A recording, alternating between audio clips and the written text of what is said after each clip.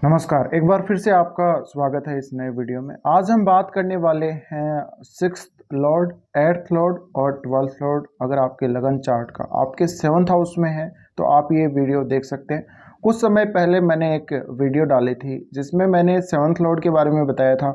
जब seventh Lord sixth house में होगा, एट्थ हाउस में होगा और ट्वेल्थ हाउस में होगा तो उसके क्या क्या रिजल्ट हो सकते हैं और इसमें कौन सी जो सबसे अच्छी प्लेसमेंट है वो है।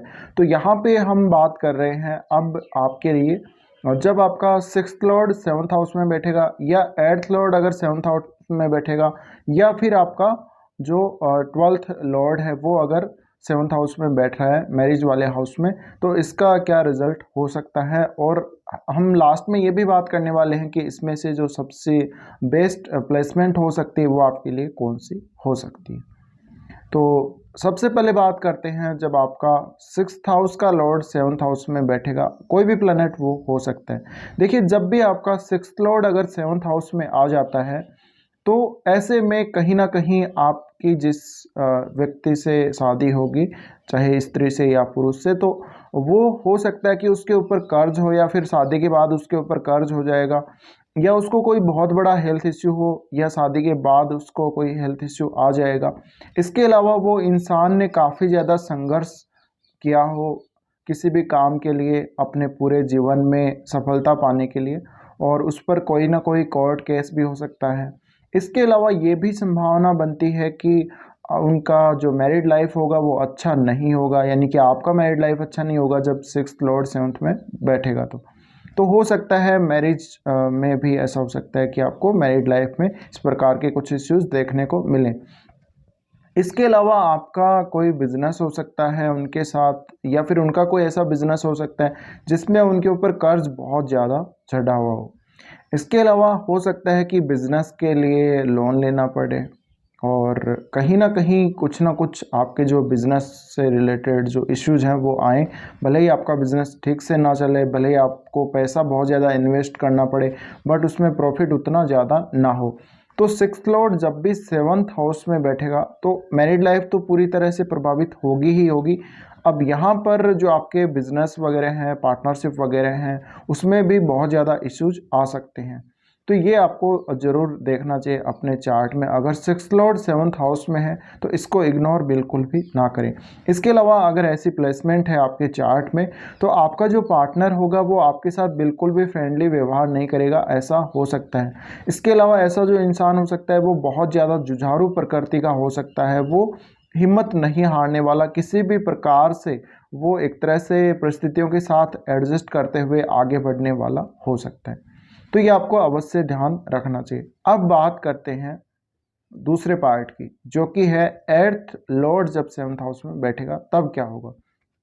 देखिए, एट्थ लॉर्ड का सेवन्थ हाउस में बैठना, ये भी हम एक तरह से कह सकते हैं पॉजिटिव और नेगेटिव दोनों ही इसमें रहते हैं पॉइंट।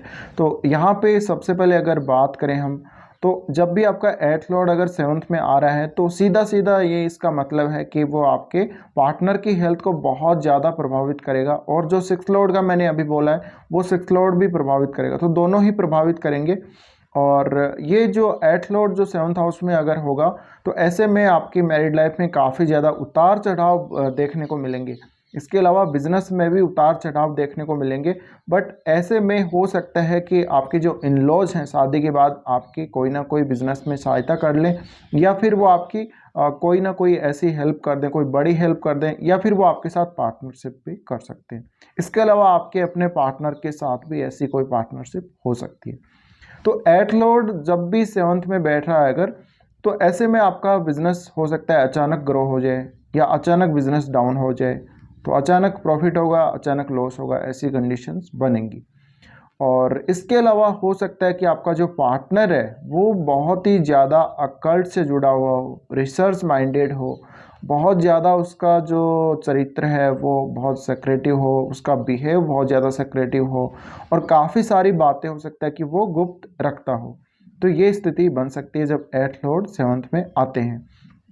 इसके अलावा अगर हम पॉजिटिव बातें करें यहाँ पर, अगर 8th लॉर्ड के 7th में आने से, तो आपका पार्टनर काफ़ी ज़्यादा एबल हो सकता है, यानी काफ़ी ज़्यादा समर्थ हो सकता है उन विषयों को जानने के लिए जिनको आम लोग नहीं जानते, जिनके बारे में आम लोग बहुत ज़्यादा नॉलेज कोई नहीं रखते।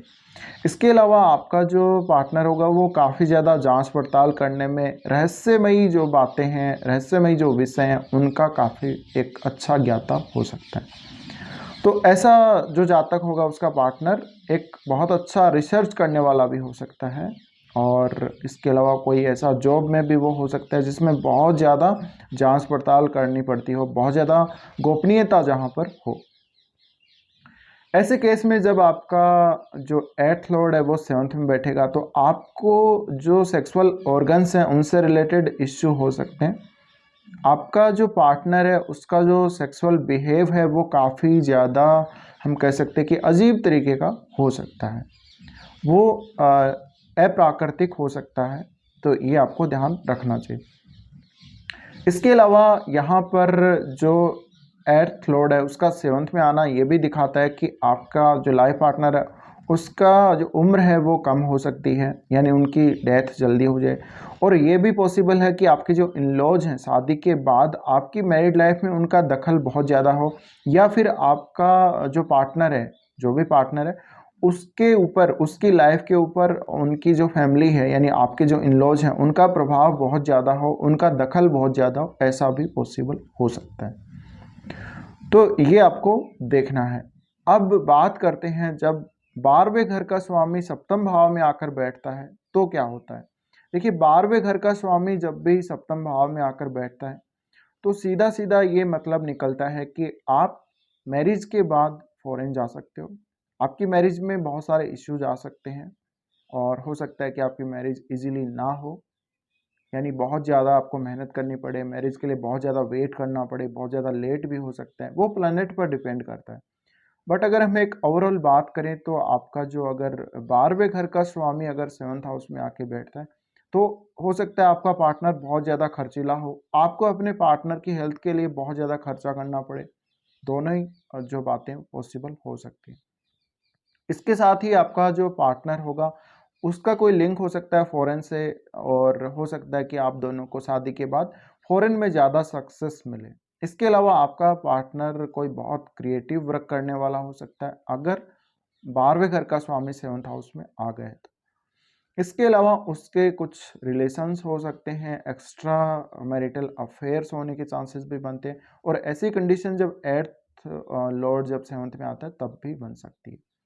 तो 12वें घर का स्वामी जब भी 7th हाउस में आ जाता है तो यहाँ पर आपको अवश्य ये ध्यान रखना है कि आपका पार्टनर ऐसा हो सकता है जिसको कुछ ना कुछ रात्रि में सपने में कुछ ऐसे दिखता हो, डरावने सपने आते हों यानी, और उसको बहुत ज़्यादा आध्यात्मिक नॉलेज हो, उसका जो हम कह सकते हैं इंट्यूशन पावर है उसका बहुत ज़्यादा हो उसका, ऐसा भी पॉसिबल हो सकता है। और आपका जो पार्टनर होगा, यानी आपका कोई ऐसा बिजनेस हो सकता है, ऐसी कोई पार्टनरशिप हो सकती है आप दोनों की, जो आपका जैसे बिजनेस हो तो फॉरेन से जुड़ा हुआ हो, तो ऐसे बिजनेस में आप पार्टनरशिप कर सकते हैं अपने पार्टनर के साथ। इसके अलावा आपका पार्टनर फॉरेन से हो सकता है, आपका शादी के बाद फॉरेन में सेटलमेंट हो सकता है। इसके साथ ही ऐसा हो सकता है कि आपका पार्टनर शायद शादी से पहले उतना खर्चा ना करता हो, बट वो शादी के बाद बहुत ज़्यादा खर्चा वो करने वाला बन जाए, यानी उसका जो व्यवहार है खर्चे के प्रति वो बहुत ज़्यादा बदल जाए, या उसकी जो आवश्यकताएं हैं वो बदल जाएं। तो ऐसे में कई बार जो मैरिड लाइफ है उसमें काफ़ी ज़्यादा इश्यूज भी आते हैं, और अगर यहाँ पर प्लैनेट बहुत ज़्यादा क्रूर हुआ तो शादी के बाद आपका रिलेशन टूटने के, या फिर जेल यात्रा शादी की वजह से होने की, यानी मैरिड लाइफ की वजह से पार्टनर की गलती या कोई ऐसा इश्यू आने से जेल यात्रा तक होने के भी चांसेस बनते हैं। इसके अलावा आपकी जो पार्टनरशिप है, अगर बिजनेस है तो बिजनेस में पार्टनरशिप जो चलने की संभावना है वो भी बहुत कम हो जाती है। लेकिन इसका एक जो सबसे बड़ा पॉजिटिव पॉइंट है वो ये भी है कि आपका कोई ऐसा बिजनेस हो अगर जो फॉरेन से जुड़ा हो, या आप फॉरेन में सेटल हो रहे हो, तो कई बार प्लेनेट बहुत ही अच्छा होता है, शुभ ग्रह होता है, तो आपको बहुत ज़्यादा प्रॉफिट भी होता है फॉरेन से, यानी फॉरेन में ही आपकी लाइफ सेटल होती है, फॉरेन में ही आपका सब कुछ रहता है, और आप फॉरेन में सेटल भी हो सकते हो अपने पार्टनर के साथ। तो ऐसे लोगों को हो सकता है कि फॉरेन से रिश्ते बहुत ज़्यादा आते हों, जब भी 12वें घर का स्वामी सप्तम में बैठेगा। तो इसका मतलब ये नहीं है कि फॉरेन का पार्टनर होगा ही होगा, मेरे कहने का मतलब है हो सकता है। वो आप प्लेनेट को जरूर देखें, प्लेनेट कौन सा है। अगर राहु का प्रभाव यहाँ पर आ गया किसी भी भाव में तो हो सकता है। बाकी आपका जो लगन है उसके अकॉर्डिंग अलग अलग वो डिपेंड करेगा। तो ये एक अलग ही वीडियो है, एक डिफरेंट टाइप का वीडियो है जो कि आपको काफ़ी हेल्प करेगा। और इस वीडियो को देखने के लिए आप लोगों का शुक्रिया।